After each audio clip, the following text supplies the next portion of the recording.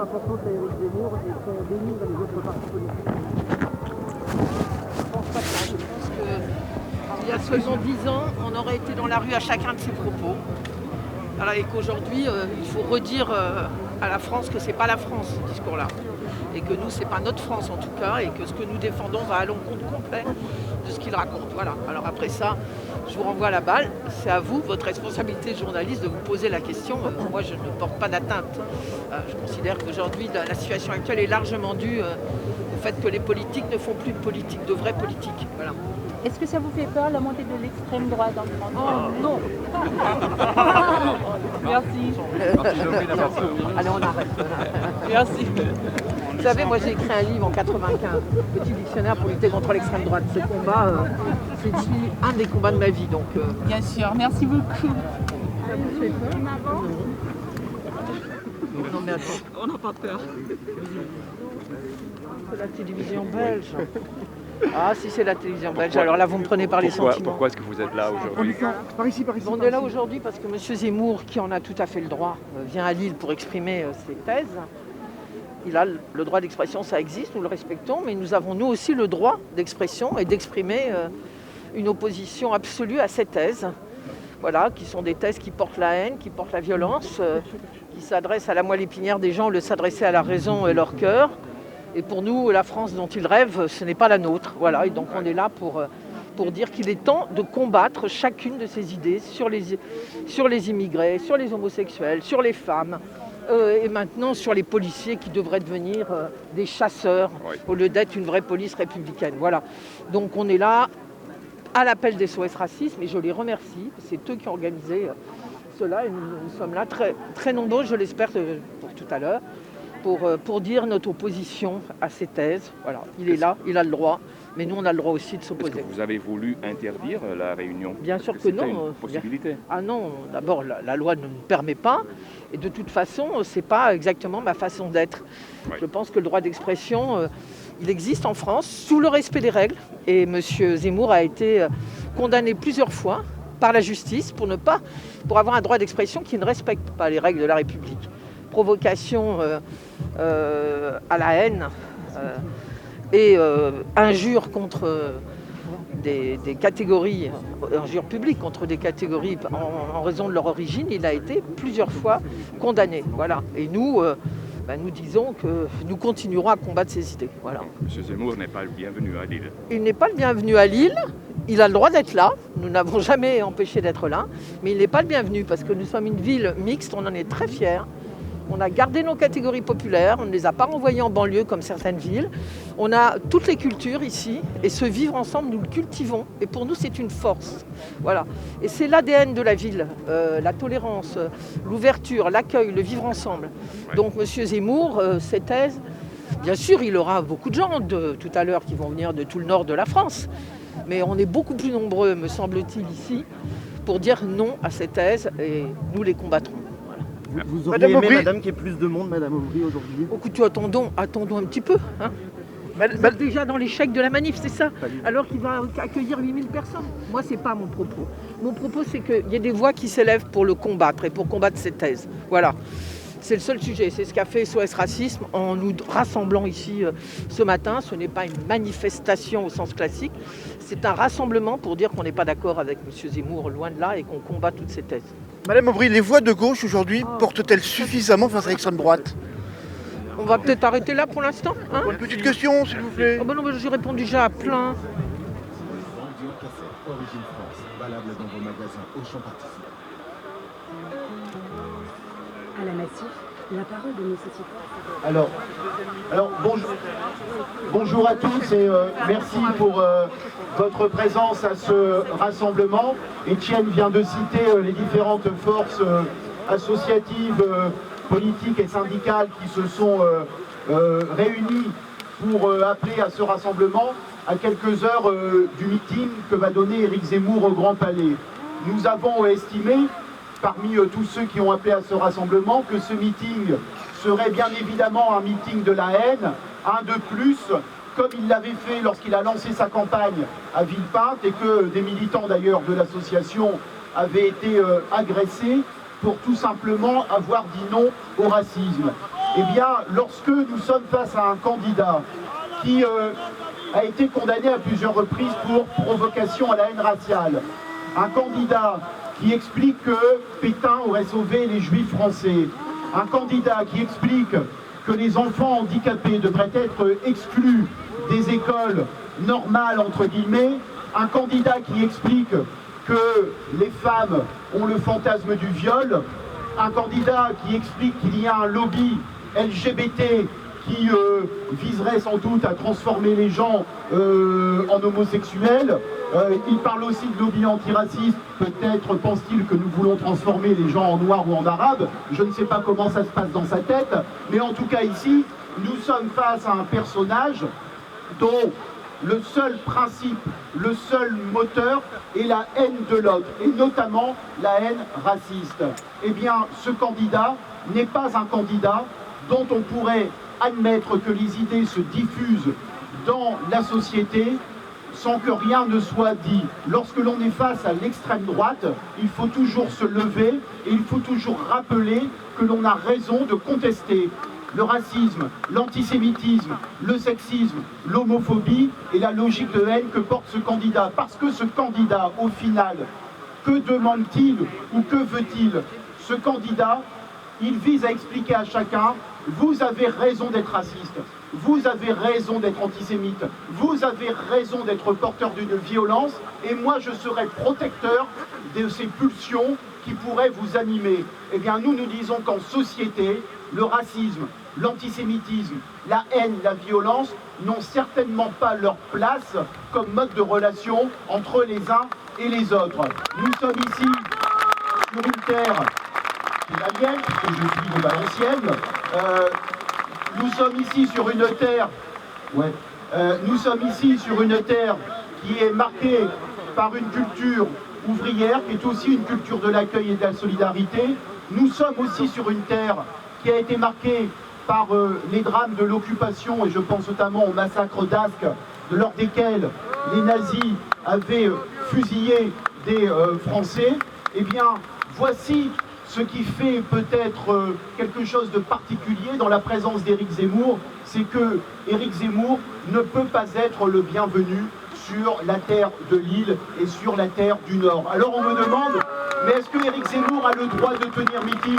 Mais bien évidemment qu'il a le droit de tenir meeting, et nous avons le droit de nous réunir pour dire que nous sommes contre le racisme, que nous sommes contre Zemmour, et que nous appelons chacun à faire en sorte que ce personnage, et plus généralement l'extrême droite, et encore plus généralement les idées d'extrême droite qui se diffusent dans la société, eh bien, n'y ont pas leur place. Merci pour votre présence nombreuse. C'est aussi par ces rassemblements, par le fait de relever la tête, par le fait de faire preuve de fermeté, eh bien, que nous lutterons contre l'extrême droite, bien loin des discours que l'on entend depuis 10 ans, consistant à expliquer que ceux qui font monter le racisme sont ceux qui luttent contre le racisme. Ceux qui font monter le racisme, ce sont les racistes, et nous le leur dirons avec fermeté, parce que c'est comme ça que l'on lutte contre les tendances fascistes qui malheureusement ont pris beaucoup trop de place dans cette campagne présidentielle. Je vous remercie.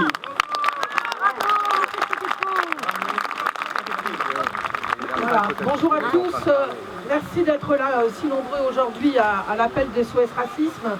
Je voudrais dire à Dominique, merci d'être là, tu es toujours chez toi ici, tu le sais. Merci à Étienne qui a organisé cette manifestation et à vous tous. Contrairement à ce qu'il dit, Zemmour a le droit de s'exprimer dans cette ville, mais nous avons le droit, même je dirais le devoir, de nous réunir pour dire que nous combattons tout ce qu'il est, tout ce qu'il dit, ces thèses qui ont été rappelées à l'instant par Dominique. Cet homme ne marche que par la haine, il porte les peurs, il porte la violence et il entraîne la violence.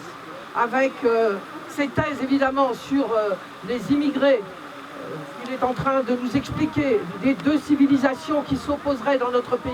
Toute la région ici démontre le contraire. Tu l'as dit, à Valenciennes comme à Lille. Et nous sommes fiers, nous ici, d'avoir des hommes et des femmes qui viennent de partout, qui ont aidé à construire notre région et qui aujourd'hui aident à construire l'avenir de nos villes, de notre métropole et de notre région. Et nous y sommes très fiers. Alors qu'est-ce qu'il fait, lui? Il porte la haine. Il porte la haine, il joue sur les peurs. C'est toujours ce qu'a fait l'extrême droite. On s'adresse à la moelle épinière des gens, on leur fait peur, au lieu de s'adresser à la raison et au cœur, ce que nous essayons de faire, chacun dans notre diversité. Alors oui, il y a un change. Ça marche? Non.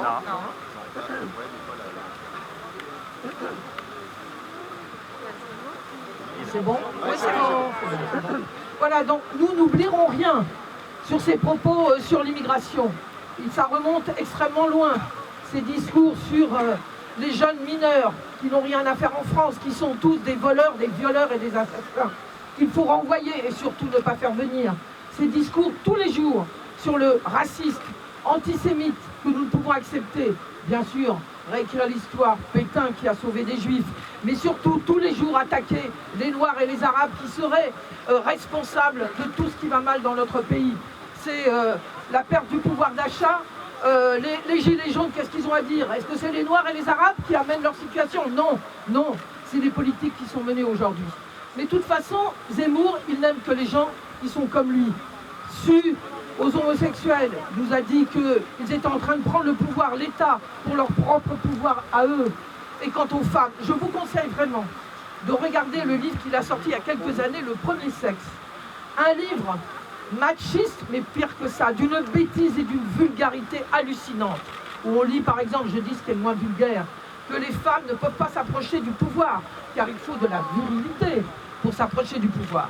Donc il a beau beaucoup parler, il dit beaucoup de bêtises et beaucoup de vulgarité au-delà de son racisme. Il veut maintenant supprimer la loi qui permet d'avoir des logements sociaux dans les quartiers parce qu'ils appellent l'immigration. Il veut aussi continuer, il nous dit tous les jours pendant cette campagne, il demande aux policiers hier de redevenir des chasseurs par rapport à cette double civilisation. Nous, on veut une police républicaine, Monsieur Zemmour. On ne veut pas des chasseurs. Et vous attisez la violence à chaque fois que vous vous exprimez. Voilà, alors comme nous le disons tous, il n'est pas le bienvenu à Lille, il a le droit, mais il n'est pas le bienvenu. On est une ville multiple, on est ravis de ce vivre ensemble que nous essayons de cultiver, même s'il y a encore beaucoup de problèmes, bien évidemment, dans cette région, de la même manière. Alors eux, ils vont nous dire, ça c'est support, cet après-midi, on est chez nous. On est chez nous, les blancs, les mâles, blancs, hétérosexuels. Et bien nous, on leur dit, on est chez nous, tous différents. La France, c'est la nôtre. C'est une France de toutes les couleurs. Elle nous appartient. Votre France, c'est pas la nôtre. Et on ne vous laissera plus dorénavant continuer à tenir ces propos. Voilà, merci encore à SOS Racisme. Et continuons à lui dire qu'il n'est pas le bienvenu et que nous prenons l'engagement de ne plus lui laisser dire ses horreurs et d'être là à chaque fois pour dire non, non, ce n'est pas la France, non, vous ne pouvez pas vous exprimer comme vous le faites, vous niez la République. Nous ici, on est chez nous, une terre de fraternité et qui veut faire vivre la fraternité. Bravo! La section lilloise de la Ligue des droits de l'homme est indignée par la venue de Zemmour à Lille. Les extrêmes droites diffusent des idées racistes et nationalistes qui font peser sur la démocratie un danger imminent.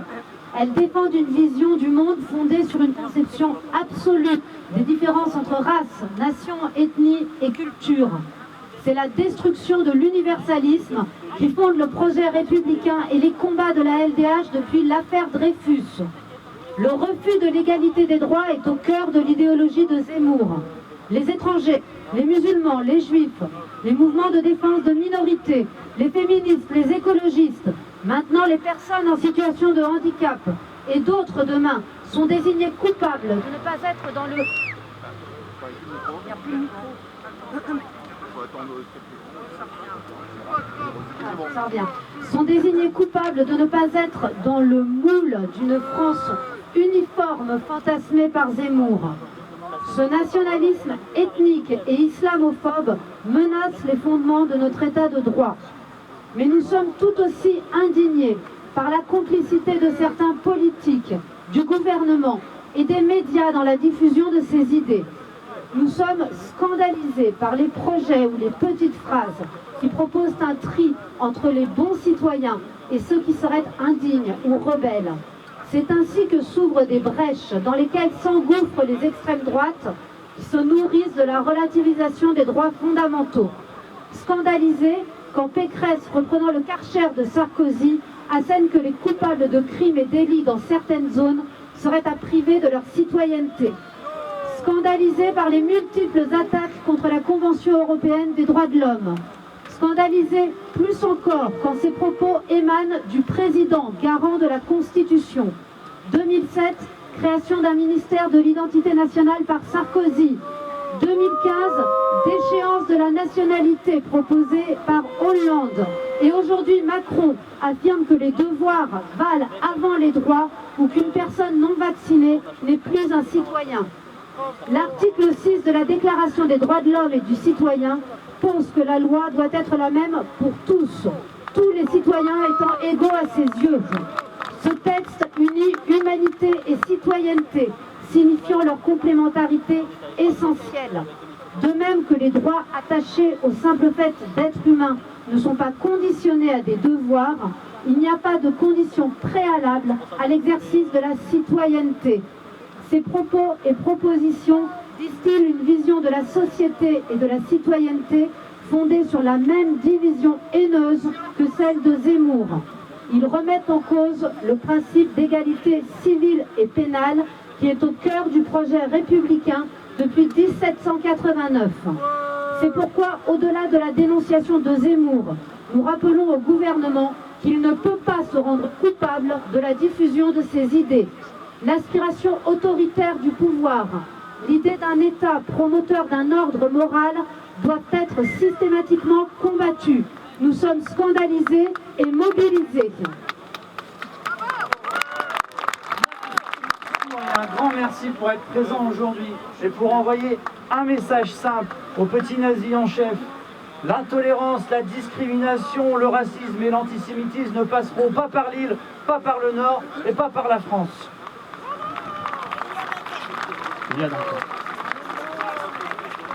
La France n'a pas une seule identité. La France s'est construite au fur et à mesure. Elle est pleine de ses diversités, elle est belle de ses diversités. La France est un contrat politique qui dit liberté, égalité, fraternité. La liberté, prenons-en une au hasard, la liberté de la presse et des médias. Quand le petit bonhomme pointe un fusil plus lourd que lui vers les journalistes, on peut se poser la question. L'égalité, Martine Aubry l'a répété. Quid du sort des droits des femmes si cet homme arrive au pouvoir? La fraternité, quand cet homme parle de la rémigration, de renvoyer des Français ailleurs, en dehors des frontières de la France. Rien n'est plus éloigné de notre pacte républicain, liberté, égalité, fraternité, que les positions d'Éric Zemmour. Aujourd'hui, nous le dirons, et nous le disons toujours, et nous le dirons toujours. Tant qu'il y aura des racistes, des antisémites et des intolérants qui viendront chez nous, nous nous rassemblerons et nous serons là pour leur dire que nous ne voulons pas de cette France-là rabougrie, que nous voulons d'une France solidaire et tolérante. Ne leur lâchons jamais rien, combattons-les toujours et continuons à nous rassembler pour s'opposer frontalement à eux et à leurs idées. Vive la République, vive la France. Merci à nous toutes d'être signataires et d'être avec nous. Bonjour à tous, merci beaucoup d'être présents. Je vous avoue qu'aujourd'hui, je ne pensais pas avoir à venir ici. Je ne pensais pas qu'en 2022, nous devrions encore nous rassembler pour faire barrage à la candidature à la présidentielle d'un personnage aussi sexiste, raciste et LGBT-phobe. Car oui, Éric Zemmour fait preuve d'un racisme, d'une LGBT-phobie et d'une misogynie qui sont crasses. Il n'hésite pas à nommer les femmes des machines à castrer. Il se considère comme une victime du totalitarisme féministe. Il tient des propos tous plus insultants et discriminants les uns que les autres, à l'encontre de la communauté LGBT et milite même pour un recul de leurs droits. Il a publiquement regretté le temps où les hommes pouvaient agresser sexuellement les femmes en toute impunité. Il conjugue sa misogynie et son racisme, disant que si les hommes ne sont pas assez payés, c'est à cause des femmes et des immigrés. Il remet en question la contraception et l'avortement, qui sont des droits fondamentaux, les rendant responsables, selon lui, de la fin des peuples européens. Il va même jusqu'à prétendre que l'homme est un prédateur sexuel, un conquérant. Il est d'ailleurs, lui, accusé par 8 femmes de violences sexuelles. Éric Zemmour est un homme LGBT-phobe. Éric Zemmour est un homme raciste. Éric Zemmour est un homme misogyne. Moi j'ai peur, je vous le dis. J'ai peur de vivre dans une société où un tel homme peut se présenter pour devenir président de la République. Où il peut tenir des propos aussi écœurants en toute impunité. Où il organise des meetings pour diffuser cette idée répugnante. J'ai peur de vivre dans un monde où de tels propos soient banalisés. Car le racisme, la LGBT-phobie, le sexisme, ce n'est pas des opinions, ce sont des discriminations.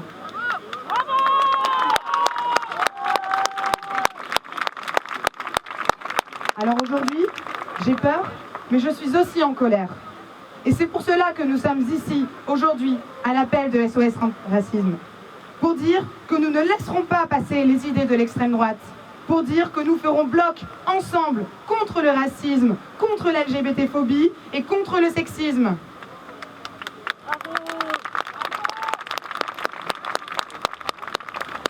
Nous sommes ici aujourd'hui pour dire que quelle que soit notre couleur de peau, quelle que soit notre identité de genre, quelle que soit notre validité, quelle que soit notre sexualité, nous nous battrons pour que ces propos ne soient jamais banalisés, pour que les idées de l'extrême droite s'éteignent et que demain soit un monde plus juste pour tous. Je vais demander à Sylviane Delacroix pour le Parti communiste français de bien vouloir nous rejoindre. Merci Sylviane. Bonjour à toutes et à tous. Merci à SOS Racisme d'être à l'initiative de ce rassemblement. Dans le pays des droits de l'homme, dans notre ville où pour la première fois a été chanté l'Internationale, qui est un peu l'hymne de mon parti, mais surtout un chant de solidarité des travailleurs du monde entier, ce personnage condamné pour incitation à la haine raciale et à la discrimination n'en finit pas de décliner sa politique du bouc émissaire. Bouc émissaire, le travailleur étranger qui contribue à la richesse et au développement du pays. Bouc émissaire, les réfugiés qui fuient des conflits qu'ils n'ont pas déclenchés. Bouc émissaire, les enfants en situation de handicap scolarisés en milieu ordinaire. Bouc émissaire, les femmes qui affirment leur droit à l'égalité. N'attendons pas qu'il nous désigne le prochain. Le rôle qui lui est dévolu est clair.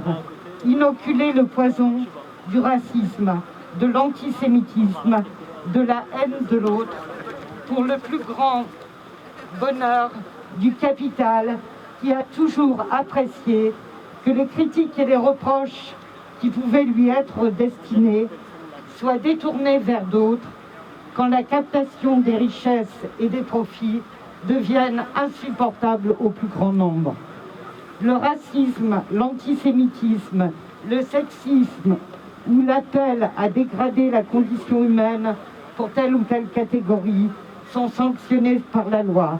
Le débat public est saturé des thèmes identitaires, alors même que la première préoccupation de nos concitoyens est très prioritairement celle du pouvoir d'achat. Notre République mérite d'autres débats. À nous d'agir comme on le fait par cette initiative et par d'autres pour les imposer. Je vous remercie. Est-ce que Claire-Anne Dufour de Galilée est ici? Je ne l'ai pas vue. Claire-Anne. Super, bonjour Claire-Anne. Donc Claire-Anne de Galilée, je vous demande de l'applaudir s'il vous plaît.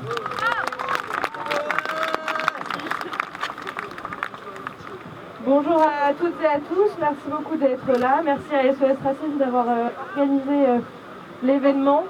Nous, au nom de la jeunesse, au nom des étudiants et des étudiantes, on dit non au racisme, non à l'homophobie, non au sexisme, non à l'antiphobie. Non, la jeunesse ne veut pas avoir un candidat condamné par la justice, avoir la possibilité de donner son idéologie effrayante. Dans le Nord, terre historiquement multiculturelle, on ne peut accepter la tenue d'un discours raciste et réactionnaire. Dans le Nord, où l'on a appris de vivre ensemble, nous les jeunes ne pouvons être qu'horrifiés d'un tel discours. Aujourd'hui, dans un contexte où on nous fait croire que les jeunes ne se mobilisent plus, nous répondons que les jeunes sont là, que les jeunes combattent le discours qui prône la haine et la division. Merci beaucoup. Je vais passer maintenant la parole à Mélissa Carmara, qui est porte-parole de Yannick Jadot pour Europe Écologie Les Verts. Bonjour à tous, bonjour à tous. Alors ici, aujourd'hui, on se tient debout face au discours réactionnaire, face au discours de haine d'Éric Zemmour. Malheureusement, à Lille, Éric Zemmour, on a déjà un peu vécu ça. La dernière fois qu'il est venu, Éric Zemmour, c'était des militants, des hordes de militants dans les rues de Lille qui allaient dans les bars LGBT pour intimider des personnes LGBT. C'était des passants qui étaient agressés par ces militants d'extrême droite. À Lille, c'est aussi des responsables politiques qui sont intimidés devant chez eux, comme Sandrine Rousseau, ou des permanences parlementaires comme celle d'Adrien Quatennens, qui sont aussi vandalisées. C'est ça, Zemmour, c'est une insulte à notre République, une insulte à notre démocratie. Finalement, ce multirécidiviste, avec ses discours de haine, ses discours validistes, LGBT-phobes, ses discours racistes, il met en péril ce qui nous rassemble, il met en péril notre République. Notre République, c'est pas celle de Pétain ou de Doriot, c'est plutôt celle du Front Populaire, de Léon Blum, celle de la Commune, des résistants, de l'Arbre de Gouges, de Simone de Beauvoir, d'Aimé Césaire, je pourrais en citer plein. C'est ça notre République. Notre République, c'est celle qui est émancipe. C'est celle qui, finalement, qu'on vienne de Conakry ou de Rennes ou je ne sais d'où, qui nous accueille, qui nous élève, qui nous émancipe, quelles que soient nos origines, notre couleur de peau, notre orientation sexuelle, notre origine sociale. Notre République, c'est celle qui, finalement, nous protège face au changement climatique. C'est celle qui nous protège face les 9 millions de pauvres de notre pays. C'est celle qui les met à l'abri, qui va les protéger. Notre République, c'est pas la République de la haine, c'est pas celle qui désigne des coupables, des ennemis de l'intérieur, qu'ils soient noirs, arabes, musulmans. C'est qui fait du révisionnisme. Notre République, c'est celle de l'humain, l'humain d'abord, l'humain, le lien humain. Et aujourd'hui, on est debout, on est ensemble et on s'opposera toujours aux idées réactionnaires, aux idées qui nous divisent, parce que la République française, c'est nous, c'est moi, c'est vous. On vient de partout, on est multiples.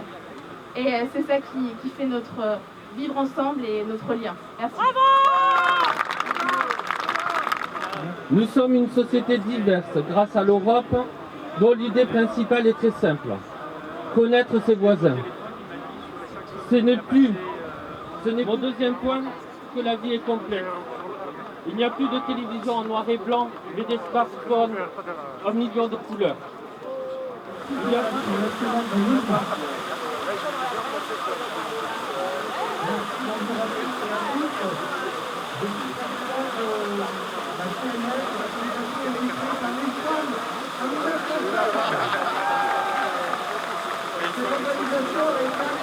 C'est-à-dire la loi qui permet justement le bien vivre ensemble, la loi qui permet la mixité sociale. Eh bien non, il faut absolument que nous puissions continuer à vivre paisiblement ensemble et il ne faut pas mélanger les problèmes. Donc la stigmatisation contre les habitants du parc social, moi j'ai dit non. Vous savez, il y aurait d'un côté la façade, bien qui part tranquillement dans les médias, et de l'autre côté des ministres radicales avec qui il n'aurait rien à voir. Et ben non, encore une fois, les camarades... Nombreuses à ce rassemblement, merci aux militants de SOS Racisme aussi qui ont beaucoup travaillé ces derniers jours pour informer de ce rassemblement. Merci à toutes les forces associatives, politiques, merci à la mairie de Lille et à Martine Aubry en particulier pour leur présence, pour leur mobilisation à ce rassemblement. Encore une fois, ça a été rappelé pendant toutes les prises de parole, il est important de respecter une force avec l'extrême droite, il est important de dénoncer également toutes celles qui... Contrairement à ce qu'on dit, le niveau ne baisse pas tant que ça dans l'éducation.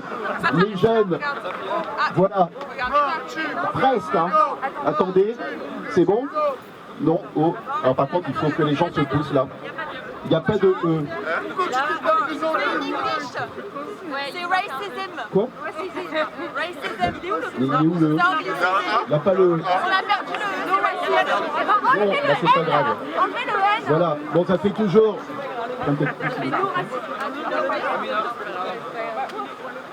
Voilà, et c'est pour avoir simplement dit ça, je le rappelle, que des militants se sont fait frapper parce que dans un meeting d'Éric Zemmour, on ne peut pas dire non au racisme. Et voilà aussi la supercherie que nous avons débusquée lors de ce meeting. Et je remercie les militants qui ont participé à cette action, dont certains sont à nouveau ici, et bien d'avoir fait preuve d'un courage immense au milieu de cette foule haineuse.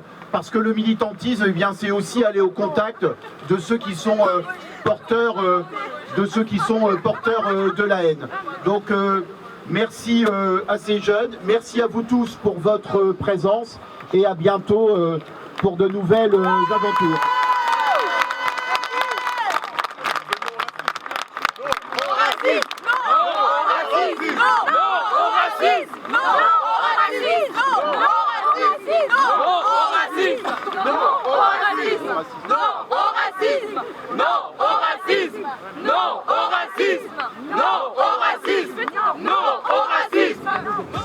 Bonjour Monsieur Sopo. Aujourd'hui on parle beaucoup de politique forcément. Les voix VOX de la gauche sont-elles suffisamment puissantes en France aujourd'hui pour contrer l'extrême droite ? Écoutez, les voix pour contrer l'extrême droite sont des voix qui sont diverses. J'espère d'ailleurs que l'extrême droite n'est pas à contrer que par la gauche, puisque l'extrême droite est quand même un camp politique particulier qui doit être mis au banc de la République, un camp avec lequel aucune alliance n'est possible, parce que nous sommes sur un camp qui est ennemi de la République. Et d'ailleurs, Éric Zemmour le dit assez clairement en essayant de remplacer le « Vive la République » par un « Vive la France » qui, chez lui, est très lourd de sens. Donc la gauche, évidemment, a une tradition dans laquelle je me reconnais pleinement, puisque je ne me cache pas sur mes appartenances, a une tradition de mobilisation extrêmement forte contre l'extrême droite. La gauche est aujourd'hui en état objectif de faiblesse. Ça n'aide pas non plus pour contrer les idées d'extrême droite, mais je pense que lorsque l'on est face à des difficultés de mobilisation, il ne faut pas se décourager. Et je tiens à dire que c'est dans ces moments parfois de faiblesse et d'agressivité du camp de la haine que militer est sans doute l'acte le plus précieux. Quand ça va bien, il y a toujours des gens pour voler au secours de la victoire. Et moi, je salue toutes celles et tous ceux qui aujourd'hui militent avec leurs méthodes, avec leurs moyens, avec leurs approches différentes pour faire en sorte de contrer l'extrême droite et ses idéaux. Justement, au-delà de votre combat personnel au sein de SOS Racisme, il ne vous a pas échappé que nous sommes en pleine campagne présidentielle. Non, ça ne m'a pas échappé.